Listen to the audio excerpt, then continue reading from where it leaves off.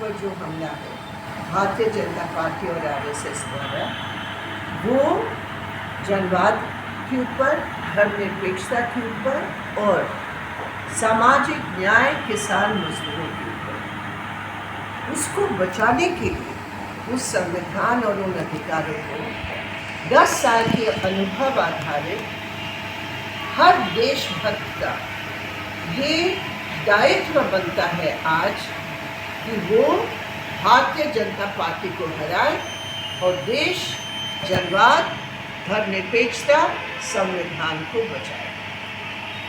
दूसरा हमारा है कि इस पूरे संघर्ष में सीपीआईएम मजदूर किसानों की प्रतिनिधित्व करते हुए हम लोग आगे रहे हैं और आने वाले दिनों में जो चुनौतियां हैं उसका मुकाबला करने के लिए ये अनिवार्य है कि सीपीआईएम और वाम दल की प्रतिनिधित्व 18वीं लोकसभा में और मजबूत हो। तो ये हमारा दूसरा उद्देश्य है। और तीसरा है कि दिल्ली में एक धर्मनिरपेक्ष जनवादी सरकार बनाने के लिए हम कमिटेड है, हमारा सरकार।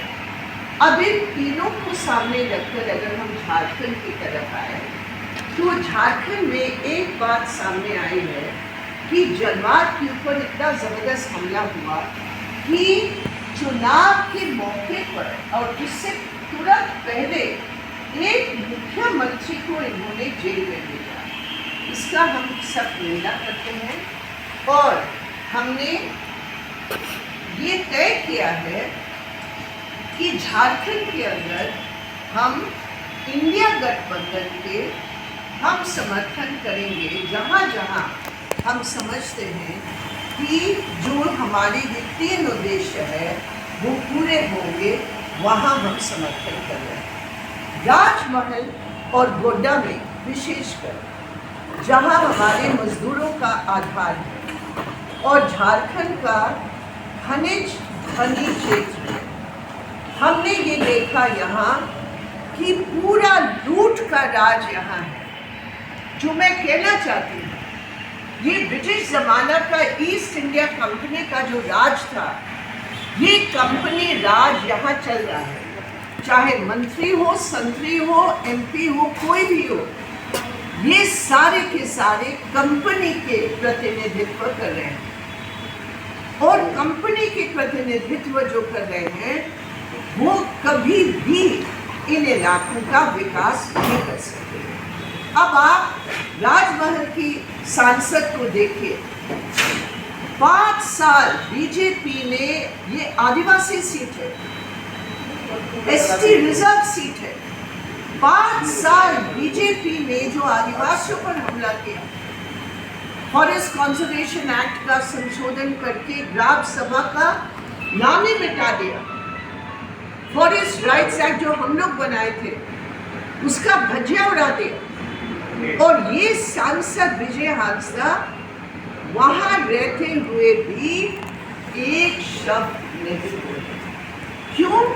क्योंकि हम खुलकर कहते हैं, जैसे गोड्डा का एमपी निशिकांत दुबे पूरे तौर पर अडानी और कंपनी के पक्ष का एमपी है, उसी तरह राजमहल में विजय हांसदा कंपनी का एमपी खुलकर हम बोला है। इसलिए विशेषकर इन 2 इलाके में हमारे पार्टी का अच्छा जनाधार है।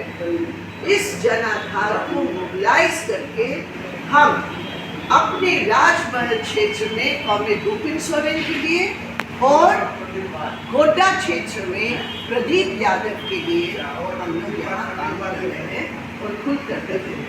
दूसरी जगह कल जो वोट होगा रांची में भी हमने कहा, एचईसी का बहुत बड़ा मामला है रांची में। आप जानते हैं एचईसी बंद हो रहा है, हजारों की तादाद में मजदूर अफेक्टेड है। उस एचईसी बचाने की लड़ाई में जो कांग्रेस ने हमारा साथ दिया, इसलिए रांची में भी हमारे साथ खुलकर वहाँ काम करते। तो हमारा जो एटीट्यूड है वो मजदूर किसानों की पक्ष को देखते हुए हमारा है, इसलिए हम यहाँ आए। गोड्डा में तो निशिकांत दुबे दावा कर रहे हैं कि 9 लाख से ज़्यादा वोट से जीते। नहीं, देखिए, दावा तो कोई भी कर सकते हैं, वो दावा कर ही सकते हैं क्योंकि कंपनी के समर्थन से वो खड़े हैं और वो सोचते हैं कि मोदी का राज है और अडानी अंबानी का राज है, सभी जानते हैं। आप बताइए, गोड्डा में हम खुद जाकर देखे हैं, 9 करोड़ लीटर पानी गंगा से पाइप लगाकर वो गोड्डा की अडानी के प्लांट को दिया जा रहा है, जबकि पूरा क्षेत्र बिजली की कटौती जबरदस्त है जनता के लिए। वो पूरा बिजली तैयार करके बांग्लादेश जा रहा है और निशिकांत दुबे की जबान पर वहाँ के लोगों, वहाँ के नागरिकों के लिए कोई सवाल नहीं होता। तो ये क्या मतलब है? निशिकांत दुबे लगातार कहते हैं कि अडानी बिजली देने के लिए तैयार है। राज्य सरकार को 35 चिट्ठी लिखी, लेकिन सरकार बिजली लेना ही नहीं चाहती। देखिए, सभी जानते हैं आपका जो MOU है वो क्या है। आपका MOU है कि 100% बिजली बांग्लादेश को दिया जाएगा। वो किसको बेवकूफ बना रहे हैं निशिकांत दुबे? MOU देखिए ना, क्या MOU है?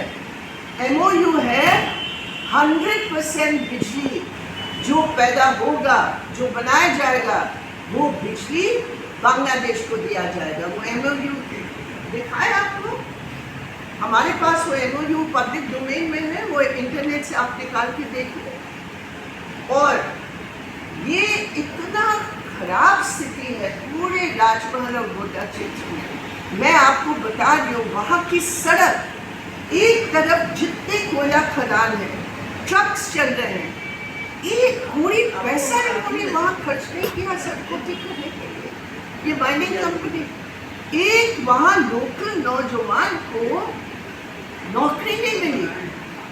हम जाके देखे, नौजवान जो ढेर सारा बना हुआ है कचरा का, माइन का मिट्टी निकालते हैं ना, सब ओपन कास्ट माइन है, उसमें कोयला के टुकड़े भी होते हैं।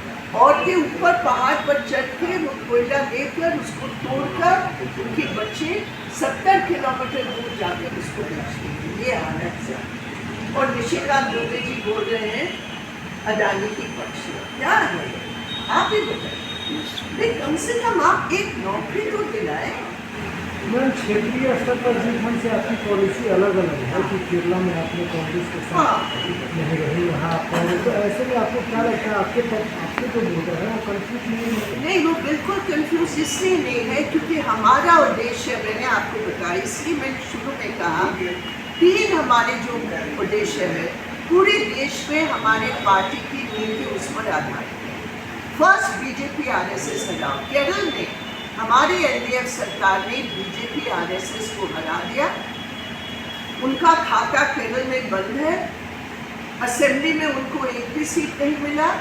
और ये मैं आपको आश्वस्त करना चाहती हूँ कि केरल में उनका खाता इस लोकसभा चुनाव में भी, इसके बावजूद कि हजारों करोड़ों रुपया खर्च किया, वो बंद ही रहेगा। इसलिए हमारा उद्देश्य BJP RSS हराओ, हम केरल में उसको पूरा कर रहे हैं।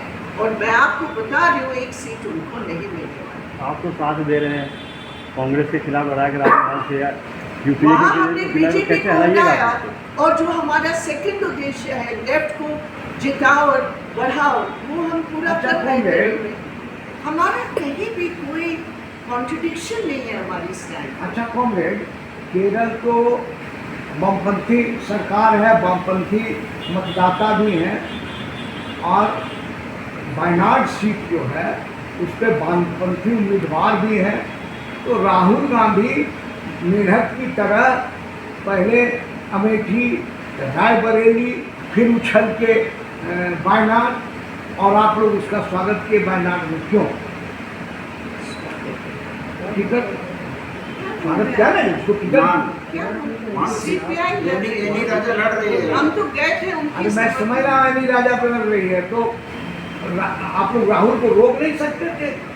इंडी गठबंधन में आप है, आप उसके लिए बात सुनिए भाई साहब, जो जिस पार्टी के नेता है उनकी प्रश्न उनसे पूछे। हमने केरल में हमारी नीति बिल्कुल स्पष्ट है, BJP हराओ, हमने हरा दिया। लेफ्ट बढ़ाओ, हम बढ़ाने की प्रयास करेंगे। सेक्युलर गवर्नमेंट बनाओ, इसके लिए हम अच्छा, सरकार टॉप के- लीडरशिप के खिलाफ ही चुनाव लड़ रहे हैं, तो नहीं लगता है कि वो आइडियोलॉजिकल बैलेंस करना बहुत मुश्किल होता है? देखिए, voters का- आइडियोलॉजी सबकी स्पष्ट है। राहुल जी का अपना चॉइस है कि वो कहाँ लड़े नहीं लड़े, उनके ऊपर हमारे कोई अधिकार बनता नहीं है। वहाँ पहले भी लड़े, इस बार भी लड़े, पहले भी हमने उनके खिलाफ उम्मीदवार दी, आज भी हमने उम्मीदवार दी, क्योंकि लेफ्ट का जो मुख्य उद्देश्य है हमने वहाँ केरल में पूरा किया। लेफ्ट नहीं, बीजेपी का खाता बंद करवाया अच्छा है। कॉमरेड, ये यहाँ चुनाव के बाद सीपीआई अपने को कहाँ देखती है, कितनी मजबूत पार्टी है? अब ये तो जनता के ऊपर है, हमें तो अच्छा ये देखिए, पिछली बार हमारे सीट कम थे लोकसभा में, हमारे कुल मिलाकर 3 ही सीट थे पिछली बार। निश्चित रूप पर हम उससे अभी 3 है ना, हर और आपके ये बंगाल में कुछ उम्मीद है? बंगाल में उम्मीद है। कितने एमपी वहाँ से अंदाज कितने निकल सकते नहीं, हैं? अभी तो चुनाव पूरे नहीं हुए, अभी तो बहुत फिर भी कुछ तो नहीं कह सकते। अच्छा, आप लोग का क्या असेसमेंट है? जैसे राहुल गांधी ने कहा इंडिया का ये सॉरी एनडीए 150 से पार नहीं जाएगा, ममता दीदी ने कहा अबाउट 200। एनडीए की सीट बहुत, बीजेपी की सीट बहुत घटेगी, क्या कुछ असेसमेंट आपको? बहुत घटेगा। बीजेपी की सीट तो घटना ही माने है। सरकार बनाने की स्थिति में रहेगा क्या? अब ये तो हमें तो नहीं लगता है कि उनके संगे रहेगी किसी भी हाल में, क्योंकि जहाँ उनका मैक्सिमाइज था वहाँ उनका अब दूसरों को पकड़ के वॉशिंग मशीन में डाल कर जो बीजेपी ब्रांड पॉलिटिक्स है वो क्या करेंगे नहीं करेंगे, लेकिन जनता का मत उनके पक्ष में स्थिति में रहने से इसीलिए आप खुद देखिए एक बात को, मोदी जी, एक मुख्य सवाल है, मोदी जी अपनी गारंटी को क्यों भूल गए? उनके भाषणों में उनका जो चिट्ठा उन्होंने एक नया इतिहास बनाया, बीजेपी ने, सरकार ने, मोदी गारंटी, ये कोई तानाशाही है क्या हमारे देश? ये तानाशाही में बदल गया। मोदी की गारंटी, जैसे हिटलर की गारंटी, मोदी की गारंटी, शाह की गारंटी, शाह की गारंटी, ये सब क्या है? शाहों ने, महाराजा की गारंटी। भाजपा भी नहीं बोलता है, तो इस- वो एकमात्र ये सरकार की गारंटी, पूरा मोदी की बदलवा रहे गारंटी। हैं ना। मोदी जी अपनी गारंटी भूल गए। अमित शाह हो या नड्डा हो, सब मोदी की गारंटी है। भाजपा का गारंटी है सरकार के खिलाफ हो सकता है आज अमित शाह गोड्डा में प्रचार के लिए आ रहे हैं, क्या लगता है कि कितना फर्क पड़ेगा? देखिए, अमित शाह जी गोड्डा में आ रहे हैं। मैं आज चैलेंज कर रही हूँ, वो अडानी प्लान के बारे में एक भी शब्द बोल नहीं सकते। गोड्डा की क्या हालात है उस पर एक शब्द नहीं बोलेंगे। वो क्या बोलेंगे, क्या कहेंगे? धर्म का अधिकार, धर्म का हथियार, बस। ये यहाँ झारखंड में आके किसी को धर्म सिखाने की जरूरत है? आप ही बताइए। आप अमित शाह से धर्म सीखेंगे? आप लोग मोदी जी ने देवघर कहा की जमीन पर, धरती पर बैठकर आप क्या अमित शाह से धर्म सीखेंगे? छोड़िए इस बात मुझे को। तो मोदी जी ने कहा कि अडानी टेम्पो भरोड़ के इंडिया गवर्नमेंट को पैसे भेज रहा है, तो इसको किस रूप में देखती है? मतलब पहले बात, मोदी जी का काला धन खत्म करके डीमोनेटाइजेशन किया, वो जीरो पर आ गया मोदी जी के अपनी जबान पर। दूसरी बात, अगर मोदी जी को पूरा सीसीटीवी कैमरे में दिख रहा है कि टेम्पो जा रहा है कांग्रेस पार्टी की, तो वहाँ ईडी को क्यों नहीं भेजा?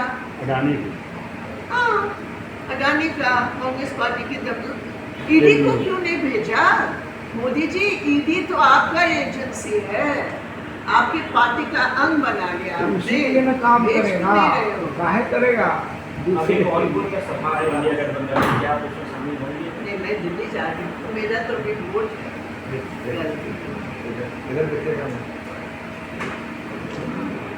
आपका क्या नाम हुआ? शिवम मिश्रा। जरा सा देखो प्रकाश। बहुत बढ़िया, आप लोग कैसे आए? हमें तो क्योंकि आप लोगों को तो वहाँ भी जाना है ना। 2 बजे के बाद सबका